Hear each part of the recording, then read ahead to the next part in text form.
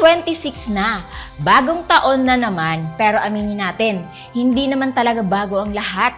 Pareho pa rin ang problema, pareho pa rin ang pagod, at minsan, pareho pa rin ang ninanais. Ilang beses nang sinubukan, ilang beses ring ipinagpaliban.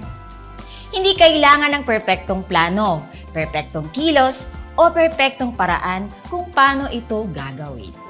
Iniwasan ko na yung, kasi malakas ako uminom dati. Ngayon ayaw ko nang masyadong iinom ng marami. Konti-konti lang. Iwasan na yung pagsusugal, sabong. Ngayong year, mas maging po ako, mapagmasid yun po. Kasi masobra akong mabait eh. Siguro pwede pabawasan doon na.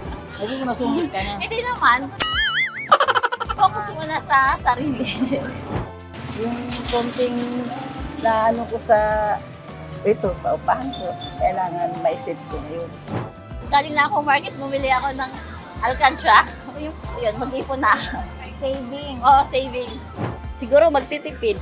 Maggawa na alakansya. Mga 20 pesos. Ganun. Ngayong alam na natin ang mga babaguhin ngayong 2026, ano naman kaya ang mga tips nila para mas maging epektibo ang mga ito? Sipag at tiyaga lang. Makakaraos eh. Focus sa family, sa mga anak, alagaan mabuti, at mahirap magkasakit. At yung sa mga husband natin, alagaan natin. Laging mag-pray. Kasi yung disgrasya nandyan lang. Gusto ko pa sabihin sa kanila na samahan nila yung tao na alam nilang makakatulong sa kanila para improve yung sarili. Yung personality nila, ganun. Hindi mo maiwasan yun, kailangan uminom ka kahit pa paano kasi pampalalo yung dugo. Yun eh.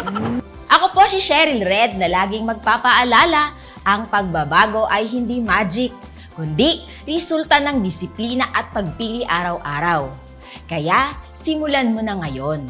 Ang 2026 mo ay nasa mga kamay mo. Hanggang sa muli!